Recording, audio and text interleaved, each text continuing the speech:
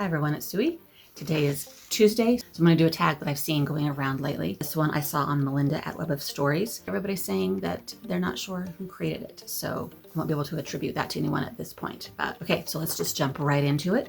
And here are the questions. You have 20,000 books on your TBR.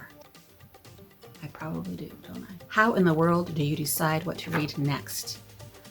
I read next what I feel like reading, or if it feels a prompt that I'm trying to do for a challenge, or if it's for book club, or if it's a buddy read or a read along that I'm trying to participate in. But mostly I go by mood, for sure. You're halfway through a book and you're just not loving it. Do you quit or are you committed? Okay, if I'm halfway through, I probably feel committed and will finish it. If it's a little shorter than that, like maybe 100 pages maybe, and it's a 400-page book or something, and I'm really not feeling it, then I will quit. But I do not, for the most part, I do not quit them. Do not quit the books. I do not DNF very often. Most of the time I push through. But if I usually can tell faster than halfway through if I'm not going to like it, and then I'll quit it, and then I don't even call it a DNF really. But if I'm halfway through, I probably will keep going. The end of the year is coming and you're so close but so far away on your Goodreads reading challenge. Do you try to catch up, and how? Yes, I do try to catch up. And how? Maybe read some shorter books that are on the TBR pile. Maybe try to find more reading time and squish it in and just push harder through what I've got going. I've tried many times at the end of the year to get to the reading goal. Often I do not get there, lately especially. This year's gonna be different though. The covers of a series you love do not match. How do you cope? This one is annoying, but it doesn't bother me that much. I just am happy to have a complete series maybe. It's nice to have all the books match and look beautiful on the shelf, but it's also fun to have this eclectic collection. You've seen my collection, I think. It's a mess, and it's just kind of fun to have random whatever down there. And I'm happy if the series is complete. That's the thing that I especially love. Doesn't really matter if they match. It's better if they match, but if they don't match, oh well. Things like that don't bother me that much. Most of the things in my life, it's just a mess. So who cares if things don't match? Everyone and their mother loves a book you really don't like. Who do you bond with over shared feelings? Well, in this scenario, truly, I probably would just keep it to myself.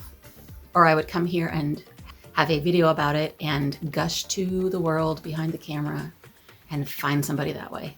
That's the reason we started a booktube channel, right? So that we can say our feelings if there's nobody else that's gonna listen to us. You're reading a book and you're about to start crying in public. How do you feel? I feel anxious. Yes. I feel like I probably will put the book away and save it for later. Yeah, I think I would rather not read it in public so that I can be more comfortable in reading it. Does that make sense? I would feel too anxious. I wouldn't be that embarrassed about crying in public, I don't think, but I would just be anxious about it. Does that make sense? And I don't want to finish a book or read this important scene that's making me cry while I'm feeling anxious.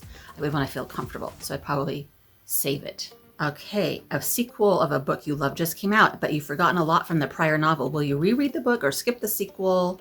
Skip the sequel? No. Try to find a synopsis on Goodreads or cry in frustration.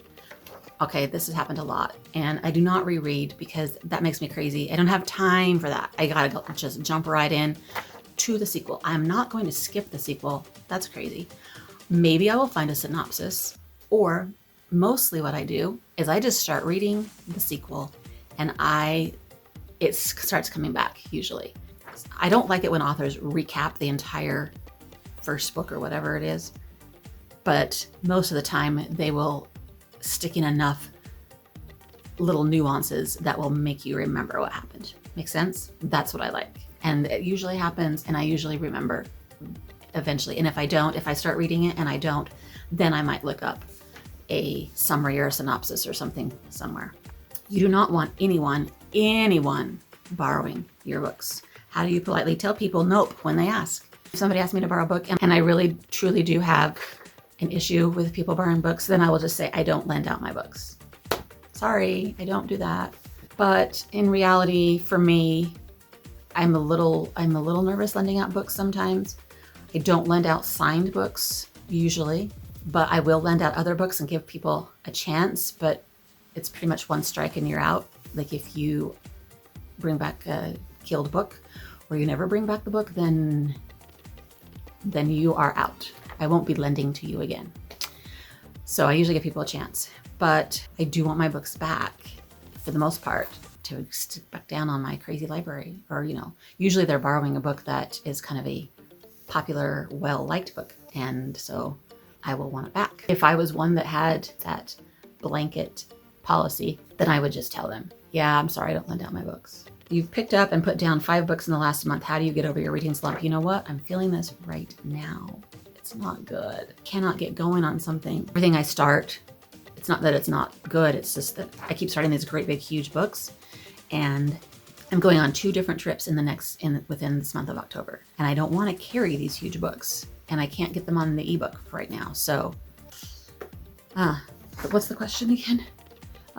How do you get over your slump? Well, I usually get over it by picking up something a little easier, or, you know, something that's on my TBR that I've been dying to read, that's been calling to me for a long time. And then I just forget everything else I might be reading, which is probably what I'm going to do right now.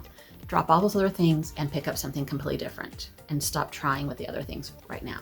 Just go pick something that's just still there on your shelf, calling to you all these years, and go for that. There are so many new books coming out that you're dying to read. How many do you actually buy? Probably not very many. Or if it's Christmas time, maybe I'll buy 5 of them or something.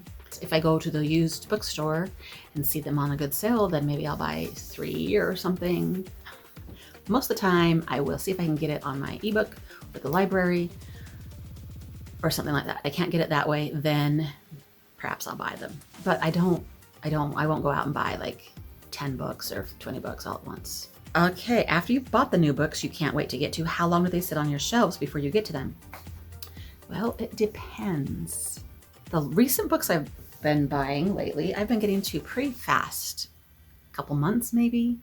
But like I just said, there are a lot of books on my shelf that I've bought that have been years and years and years waiting.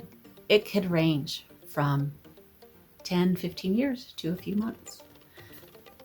It's really rare that I come home and instantly start reading a book that I actually just barely bought, because I have other things I maybe have been reading that I have to keep reading, right? You can't just forget those and start.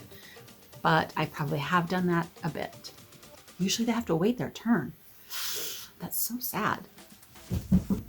I wish I could just read them all instantly, but it doesn't usually happen.